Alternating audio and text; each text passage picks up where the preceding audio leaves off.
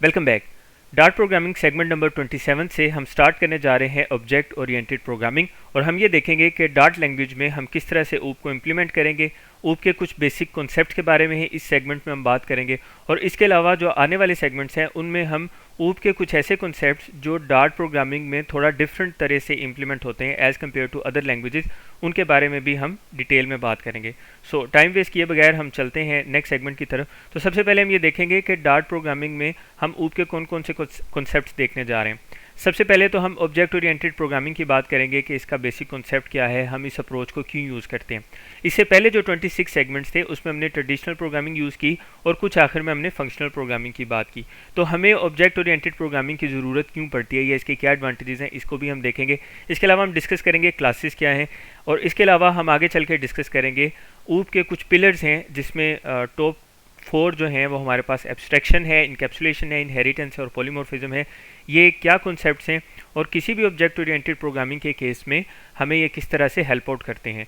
Object oriented programming के ये concepts जो हम इस सेगमेंट में डिस्कस करने जा रहे हैं, ये किसी भी दूसरी प्रोग्रामिंग लैंग्वेज में एज इट इज़ इम्प्लीमेंट होते हैं। सिर्फ इनहेरिटेंस के केस में डार्ट में कुछ कॉन्सेप्ट्स थोड़े से डिफरेंट हैं, वो हम नेक्स्ट सेगमेंट में उनके बारे में बात करेंगे।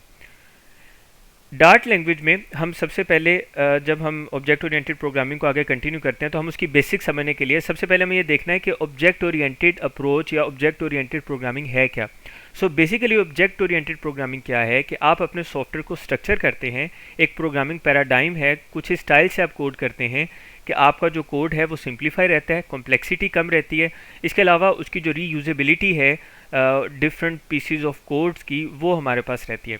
अब ये जो डिफरेंट पीस ऑफ कोड्स हैं इसको हम क्लासेस के स्टाइल में लिखते हैं। अब आगे चलते हैं, हम सेगमेंट नंबर 22 में हम देखेंगे कि क्लास क्या है बेसिकली।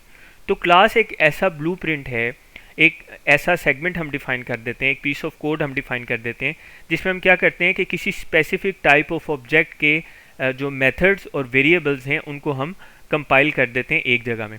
अभी अगर आपको ये बात समझ नहीं आ रही तो अभी मैं आपको एक प्रैक्टिकल रियल वर्ल्ड एग्जांपल के ज़रिए इसको समझाऊंगा। उससे पहले आगे चलने से पहले हमें एक और चीज़ देखनी है, और वो ये है कि ऑब्जेक्ट क्या है, जिसके बारे में हम ऑब्जेक्ट ओरिएंटेड प्रोग्रामिंग में भी हम ये टर्म बार बार यूज़ कर रहे हैं, और अभी जब हमने क्लास की बात किया तो उसमें भी हमने ये टर्म यूज़ की है। तो ऑब्जेक्ट बेसिकली किसी क्लास का एक इंस्टेंस होता है। डिफरेंस ये है कि जो क्लास है वो बेसिकली उसमें हम मेथड्स डिफाइन करते हैं, यानी कि हमने उस पर क्या एक्शंस परफॉर्म करने हैं, और उसके वेरिएबल्स यानी कि जो वैल्यू हमने स्टोर करनी है वो किन वेरिएबल्स में जाके स्टोर होगी। जबकि ऑब्जेक्ट के केस में हम क्या करते हैं कि उसी क्लास का एक इंस्टेंस लेते हैं, एक इंस्टेंस क्रिएट करते हैं, उस इंस्टेंस में हम एक्चुअल वैल्यूज़ पास कर रहे होते हैं, वो वैल्यूज़ उन वेरिएबल्स में जाके उनके अगेंस्ट हम फिर उससे वर्किंग करवाते हैं। तो यानी यहाँ पे डिफरेंट जो सेगमेंट है, सॉरी डिफरेंट जो है इसका और क्लास का, वो ये है कि हम यहाँ पे वेरिएबल्स डिफाइन नहीं करते बल्कि ऑब्जेक्ट में हम वैल्यूज़ पास कर रहे होते हैं।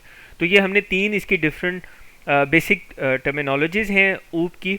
ऑब्जेक्ट ओरिएंटेड की टर्म आप अक्सर सुनते हैं, उसके बारे में हमने बात की, क्लास के बारे में बात की और ऑब्जेक्ट के बारे में बात की। अब अगर ये आपको बात 50% भी समझ आ गई है तो अभी जो एग्जांपल हम डिस्कस करने जा रहे हैं उस एग्जांपल के ज़रिए आपको जो बाकी बात है वो भी सारी समझ में आ जाएगी। तो सबसे पहले हम आते हैं अपने इस बोर्ड की तरफ। इस बोर्ड में आके हम ये देखते हैं इसको एक विजुअलाइज करने के हवाले से कि मिसाल के तौर पे आपने एक सॉफ्टवेयर या एक प्रोग्राम आपने लिखना है, और वो प्रोग्राम आप लिख रहे हैं डिफरेंट व्हीकल्स के बारे में। अब उसमें आपके पास डिफरेंट कैटेगरीज हैं, लाइक कार है, बस है, बाइक है। तो आप यूँ समझ लें कि जो कार है, बस है और बाइक है, ये आपके डिफरेंट ऑब्जेक्ट्स हैं। लेकिन हम क्या कर रहे थे, अभी तक जो हम प्रोग्राम कर रहे थे, हम इन सारे ऑब्जेक्ट्स का कोड एक ही जगह पे, यानी कि जो हमारा मेन फंक्शन है उस मेन फंक्शन में हम इसका कोड लिख रहे थे। इसी तरह से बस का कोड भी हम उसी मेन फंक्शन में लिख रहे थे और बाइक का कोड भी उसी मेन फंक्शन में लिख रहे थे।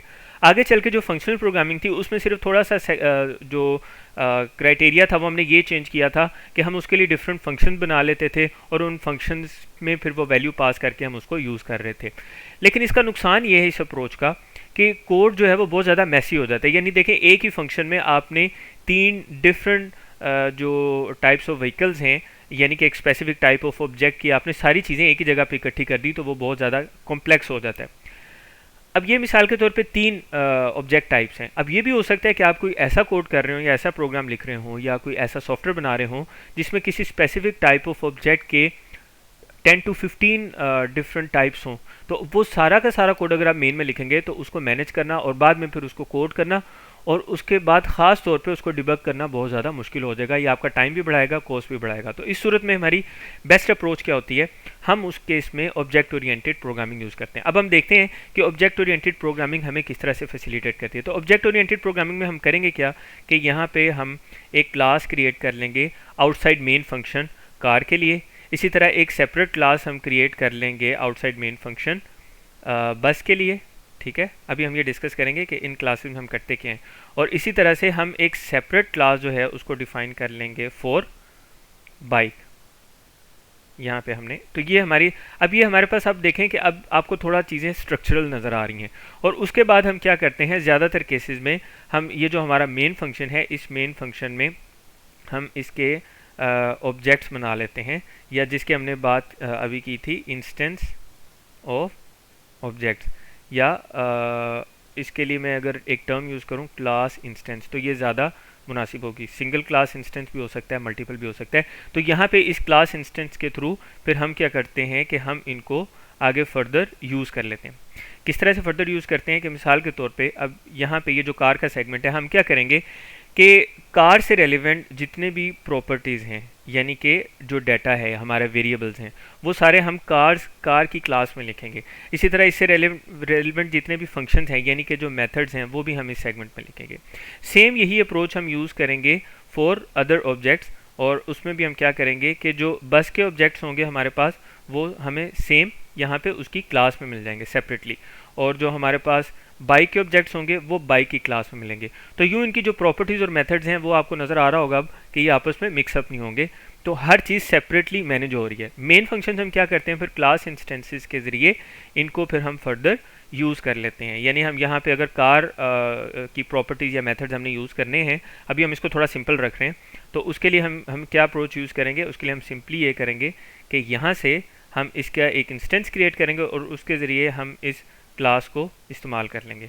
सेम हम यही अप्रोच यूज़ कर सकते हैं, यहाँ से मेन फंक्शंस के थ्रू हम बस को इस्तेमाल कर सकते हैं, और यही अप्रोच हम नीचे यूज़ कर सकते हैं कि यहाँ पे क्लास इंस्टेंस क्रिएट करके, और इस इंस्टेंस के ज़रिए हम ये जो बाइक की क्लास है, इसके मुख्तलिफ जो प्रॉपर्टीज़ और मेथड्स हैं, हम उसको इस्तेमाल कर सकते हैं। अब ये देखें, अब इसका फ़ायदा क्या है कि मिसाल के तौर पे आप कोड एग्जीक्यूट करते हैं, उसमें एरर आता है, और वो एरर आ रहा है आपकी फॉर एग्जांपल बस से रेलिवेंट जो कोड है। तो अब आपको पता है कि आपको इस कोड को बहुत ज़्यादा, या इस कोड को बहुत ज़्यादा देखने की ज़रूरत नहीं है। आपने मैक्सिमम ये जो बस की क्लास है, इसके प्रॉपर्टीज़ और मेथड्स और इस कोड को देखना है, और उसके अलावा आपने यहाँ पे जो भी उसका इंस्टेंस क्रिएट हो रहा है या जो फर्दर कोडिंग है, उसको यूज़ करने के हवाले से आपने उसको देखना है। तो आपका कितना सारा टाइम बच जाएगा, जो कि मेन के केस में आपको वो जो सारा कोड एक जगह पर मिक्स हुआ है, उसको वहीं से आपको समझना है, वहीं से अंडरस्टैंड करना है। तो यूँ काफ़ी ज़्यादा प्रॉब्लम क्रिएट हो जाती है। अब इसी अप्रोच को, ये आपके सामने लेफ्ट साइड पे ट्रेडिशनल प्रोग्रामिंग की एग्जांपल है, और राइट साइड पे ऑब्जेक्ट ओरिएंटेड प्रोग्रामिंग को हमने डिफाइन कर दिया। तो अब मुझे उम्मीद है कि आपको अगर कुछ कॉन्सेप्ट्स अगर पहले समझ नहीं आए तो वो भी अब क्लियर हो गए होंगे। अब आगे चलते हैं। अब हम प्रैक्टिकली जब कोड कर रहे होते हैं तो उसमें हम ये अप्रोच यूज़ कर रहे थे, जैसे अभी हमने यहाँ पे देखा ट्रेडिशनल केस में सारा कुछ हम मेन फंक्शन में लिख रहे थे। लेकिन अभी हम क्या करेंगे, अभी जो हमने ऑब्जेक्ट ओरिएंटेड प्रोग्रामिंग में सीखा, तो हम बेसिकली एक सेपरेट क्लास यूज़ करेंगे। क्लास का हम इस तरह से नेम डिफाइन करेंगे। अच्छा, बेस्ट प्रैक्टिस ये है कि हम जो क्लास का नेम है उसका फर्स्ट कैरेक्टर हम कैपिटल लिखते हैं। इसी तरह से हम यहाँ पे क्या करेंगे कि अपनी एक सेपरेटली क्लास बना लेंगे। उसमें हम क्या करेंगे, बाइक के नाम से हम एक क्लास बना लेते हैं, ठीक है। तो यहाँ पे उस ऑब्जेक्ट का सारा कोड आ जाएगा, इस स्पेसिफिक टाइप का। सेम इसी तरह से हम क्लास क्रिएट कर लेंगे फॉर बस, और यूं करली ब्रेसेस में इसका सारा कोड आ जाएगा।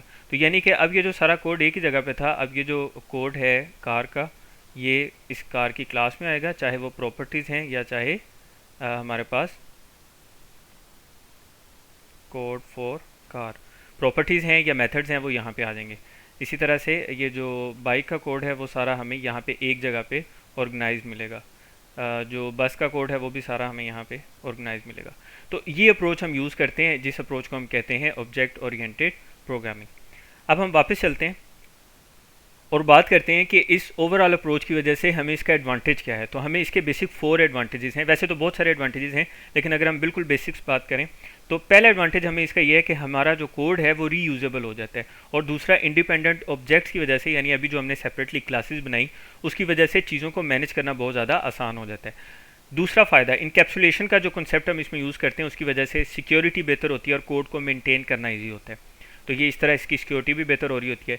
नंबर 3, जो इनहेरिटेंस का इसमें कॉन्सेप्ट है, जो आगे चल के हम डिटेल में उसके बारे में बात करेंगे। इनहेरिटेंस में हम क्या करते हैं कि एक मेजर क्लास है, उसके जो मुख्तलिफ उसके एस्पेक्ट्स हैं वो उसकी सब क्लास में हम इस्तेमाल कर लेते हैं। मिसाल के तौर पे ये जो तीनों हमने जिन क्लासेस की अभी बात की थी, इनके ऊपर अगर हम एक मेन क्लास बना दें व्हीकल के नाम से, तो कुछ प्रॉपर्टीज़ तो इन तीनों में कॉमन है ना, वो हम उसमें एडजस्ट कर लें, तो उससे क्या होगा कि बाकी क्लासेस में हम इनहेरिटेंस का कॉन्सेप्ट यूज़ करेंगे और यूँ उसका जो हियरार्की है वो बहुत ज़्यादा बेहतरीन तरह से डिफ़ाइन हो जाती है। पॉलीमॉर्फिज्म का एक केस है इसमें हमारे पास। पॉलीमॉर्फिज्म में हम क्या करते हैं कि एक जो ऑब्जेक्ट है उसके हम मल्टीपल फॉर्म्स क्रिएट कर लेते हैं, बजाय इसके कि हम बार बार एक चीज़ हमें 10 दफ़ा चाहिए उसका 10 दफ़ा कोड लिखें, हम उसकी 10 डिफरेंट इंस्टेंसेस के ज़रिए उसके जो मल्टीपल इंस्टेंसेस हैं हम उसको इस्तेमाल कर लेते हैं। तो ये सारा हमने कुछ बेसिक्स डिस्कस की, जिसमें हमने ऑब्जेक्ट ओरिएंटेड प्रोग्रामिंग की बात की, ऑब्जेक्ट ओरिएंटेड अप्रोच देखी क्या होती है, उसके अलावा हमने क्लास को डिटेल में देखा, और इसके अलावा हमने ये भी देखा कि ऑब्जेक्ट क्या होता है, और ऑब्जेक्ट को हमने डिटेल में देखा, और इनकी practical example, real world example के साथ हमने देखा कि कोड में ये स्ट्रक्चर में किस तरह से हेल्प आउट करता है और इसके क्या क्या एडवांटेजेस हैं। नेक्स्ट सेगमेंट में हम डिटेल में बात करने वाले हैं ऑब्जेक्ट ओरिएंटेड प्रोग्रामिंग के 4 पिलर्स के बारे में, और ये बहुत इंपॉर्टेंट सेगमेंट है। इस सेगमेंट में हम इसको तफसील से देखेंगे कि ये प्रैक्टिकली जब हम इम्प्लीमेंट करते हैं तो ये 4 पिलर्स हमें किस तरह से हेल्प आउट करते हैं। मिलते हैं नेक्स्ट सेगमेंट में।